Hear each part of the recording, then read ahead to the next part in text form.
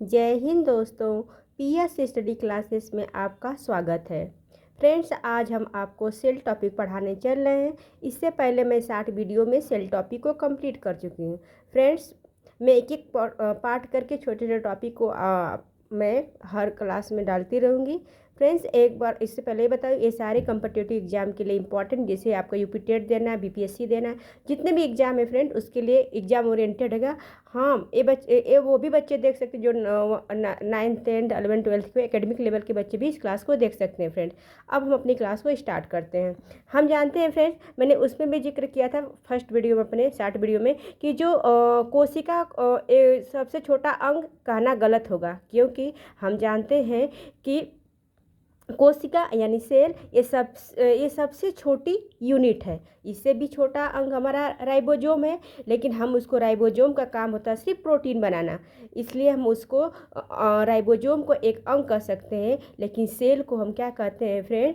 हम कहते हैं कि सेल जो है हमारे शरीर की सबसे छोटी इकाई है। उसके कहने का भी एक मतलब भी है विद्वानों का, क्योंकि शरीर में जो भी कुछ चीज़ों की ज़रूरत है वो सारा काम हमारे अकेले सेल कर सकता है। जैसे सेल अपना सारा काम खुद कर लेता है, जैसे वो माइटोकॉन्ड्रिया के द्वारा ऊर्जा बना सकता है, प्रोटीन राइबोसोम के द्वारा प्रोटीन बना सकता है, गोल्गी बॉडी के द्वारा परिवहन करता है, एंडोप्लाज्मिक रेटिकुलम के द्वारा वो सेल को मजबूती प्रदान करता है, वैक्यूल द्वारा जल को रोक के रखता है, अपने अंदर पाचन और सफाई के काम लाइसोसोम के द्वारा कर लेता है, सेंट्रोसोम द्वारा कोशिका विभाजन कर लेता है, अपने आप को खुद को वो कंट्रोल कर लेता है न्यूक्लियस के द्वारा। इसलिए फ्रेंड्स, हम कह सकते हैं कि सेल हमारे बॉडी की सबसे छोटी इकाई है। फ्रेंड्स, अब हम आपको बताएंगे फ्रेंड्स कि अब देखिए, हम स्टार्ट करते हैं कि देखिए, जो सेल होता है उसको दो भागों में बांटा गया है, प्रोकैरियोटिक और यूकैरियोटिक। तो प्रोकैरियोटिक में फ्रेंड, मैं इसको आगे नेक्स्ट क्लास में बताऊंगी क्या क्या डिफरेंट है प्रोकैरियोटिक यूकैरियोटिक में। आज में जो हमारा फोकस रहेगा यूकैरियोटिक पे। देखिए, प्रोकैरियोटिक एग्जाम में देखिए बैक्टीरिया है, ब्लू ग्रीन एल्गी और माइकोप्लाज्मा है। लेकिन यूकैरियोटिक के सेल के एग्जाम्पल क्या है?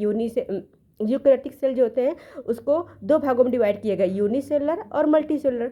यूनिसेलुलर में तो जो एक सेल के बने होते हैं, जैसे प्रोटिस्ट, जितने प्रोटिस्ट में आपके आ जाएंगे, और अमीबा, पैरामीशियम, यूग्लेना, ये सब फ्रेंड, ये भी सब यूकैरियोटिक है, लेकिन एक सेल के बने होते हैं। यूपी टेट में क्वेश्चन पूछा गया है। देखिए, अब देखिए, और मल्टी सेलुलर का मतलब जो बहुत सारे सेल के बने होते हैं। अब फ्रेंड, मल्टी सेलुलर का डिवीजन किया गया है विथ सेल वाल पे, सेल भित्ति के आधार पर, और विदाउट सेल वाल। तो फ्रेंड, याद करना है कि जो विदाउट सेल वाल, जो एनिमल सेल, जितने भी एनिमल होते हैं उनके क्या, उसमें क्या होती है, सेल भित्ति नहीं पाई जाती है। अब देखिए फ्रेंड, विथ सेल वाल को भी डिवाइड किया गया दो भागों में, जो परफॉर्म करते हैं फोटोसिंथेसिस जैसे प्लांट, और जो डू नॉट परफॉर्म फोटोसिंथेसिस वो क्या होते हैं, फंजाई। फ्रेंड्स, अब देखिए, जैसे हम जानते हैं कि अब हम आपको देखिए, अब यहाँ पे अलग देखिए, एक हम ये स्ट्रक्चर जो है सेल का है, फिर उसके बाद ये बीच में न्यूक्लियस है, जो हम कहते हैं कोशिका का ब्रेन इसको कहते हैं। यहाँ माइटोकॉन्ड्रिया है जो ऊर्जा बनाती है, राइबोसोम प्रोटीन का निर्माण करती है, गोल्गी बॉडी परिवहन का काम करती है, एंडोप्लाज्मिक रेटिकुलम जो होता है सेल को शेप देती है, वैक्यूल में जल भरा रहता है, लाइसोसोम जो होता है वो सफाई के काम करता है, और क्या है, जो सेंट्रोसोम होता है वो कोशिका विभाजन करता है, यानी पुरानी कोशिका से नई कोशिका का निर्माण करता है। तो फ्रेंड्स, पहले आप सेल को प्रोकैरियोटिक यूकैरियोटिक में डिवाइड किए, और फिर देखिए इसके डिवीजन के आधार पर आपको बता दिए। फ्रेंड्स, जो एग्जाम में क्वेश्चन सबसे ज़्यादा फ्रेंड्स यहाँ से पूछता है कि क्या डिफरेंट है, बच्चे बहुत ज़्यादा कंफ्यूज रहते हैं एनिमल, यानी यहाँ पे एनिमल सेल में और प्लांट सेल में, पादप कोशिका में। फ्रेंड्स देखिए, जो एनिमल सेल होता है ना फ्रेंड्स, वो क्या होता है, स्मॉल यानी गोल होता है। इसका आकार, जो प्लांट सेल का होता है उसका आकार थोड़ा लार्ज होता है और चौकोर रहता है। फ्रेंड्स, इसमें वैक्यूल जो होती है छोटी होती है, जो जल धारण वैक्यूल में जो होता है फ्रेंड्स, उसको रसधानी भी कहते हैं हिंदी में।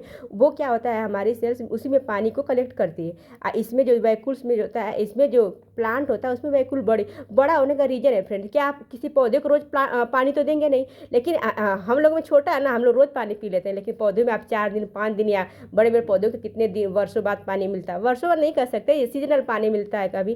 तो इसलिए इनके भगवान ने भी इसको बहुत बड़ा बड़ा बना के भेजा है। अब देखिए फ्रेंड, एक मेन डिफरेंट देखिए फ्रेंड, जंतु कोशिका में क्या है, इसमें सीलिया पाया जाता है, फ्लैजेला और देखिए फ्रेंड, जो सीलिया और फ्लैजिला होता है ना फ्रेंड, एक हेयर लाइक स्ट्रक्चर होता है। ये छोटे मतलब जानिए ना कि जैसे आप यूग्लिना का देखोगे पैरामीशियम में, तो जानते हैं फ्रेंड इसका काम होता है मोशन करना और फीडिंग के काम में आता है। तो आपको याद करना कि सीलिया और फ्लैजिला प्लांट में नहीं पाया जाता है, वो किस में पाया जाता है, वो एनिमल सेल में पाया जाता है। और लाइसोसोम का बात हम बताएं कि लाइसोसोम का काम क्या होता है, यह पाचन और सफाई का काम करता है। सेल का पाचन भी करता है, उसको सफाई भी करता है। अब देखिए अपने इसमें देखिए प्लांट सेल में सेल वाल मोस्ट इंपॉर्टेंट पाई जाती है। इसमें प्लास्टिड पाए, 3 तरह का प्लास्टिड होते हैं, एक क्रोमोप्लास्ट, एक होता है कि क्लोरोप्लास्ट, एक होता है ल्यूकोप्लास्ट। तो अभी जो जो जो इसमें क्लोरोप्लास्ट वाला पार्ट होता है फ्रेंड, मोस्ट इंपॉर्टेंट है क्योंकि पौधे में भोजन बनाने का काम यही करता है फ्रेंड्स। अब देखिए एक आपको बीच वाली स्ट्रक्चर आपको दिखाई दे रही होगी फ्रेंड, तो जो बीच वाली स्ट्रक्चर है ना फ्रेंड, उस वो दोनों में पाया जाता है। जैसे अब देखिए कि बीच में अब देखिए हम यहाँ पे क्या है पाया जा रहा है कि सेल मेम्ब्रेन। तो सेल मेम्ब्रेन की जरूरत क्या है हुई फ्रेंड, मान लीजिए कि सेल मेम्ब्रेन की जरूरत इसलिए होती है कि कोशिका के सभी अंग एक झिल्ली में रखना पड़ता है। मान लीजिए इसको ऐसे ही रखेंगे सब बिखर जाएंगे, इसलिए क्या होता है कि सेल मेम्ब्रेन की जरूरत होती है। कोशिका एक अपने जिससे हम सब्जी जाते हैं मार्केट में सब्जी लेने, तो आलू गोभी टमाटर सब जितनी सब्जियाँ एक पॉलीथीन में रखते हैं, उसी तरह जो होती सेल भी होती है एक झिल्ली में सारी ऑर्गेनेल्स को रखी होती है, इसलिए इसके लिए सेल मेम्ब्रेन की जरूरत है।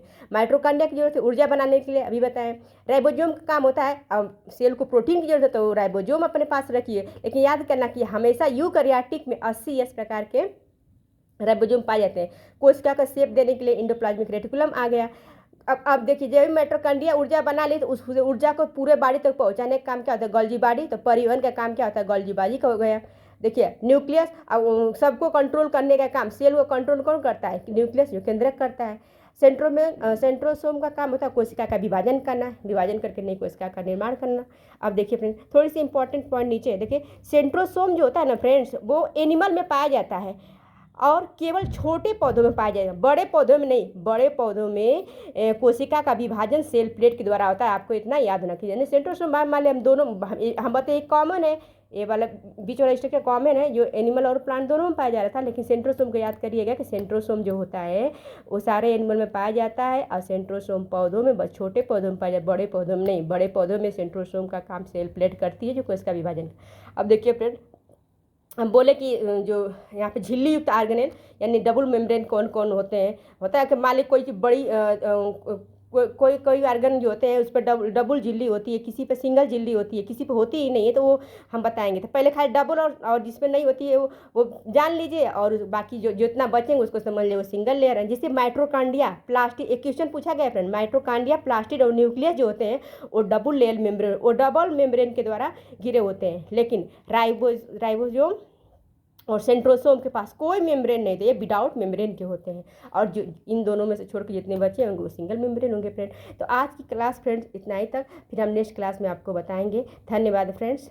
और अब अगर आपको ये वीडियो पसंद आएगा तो इसको प्लीज़ सब्सक्राइब और लाइक करिएगा। फिर ठीक है फ्रेंड, धन्यवाद।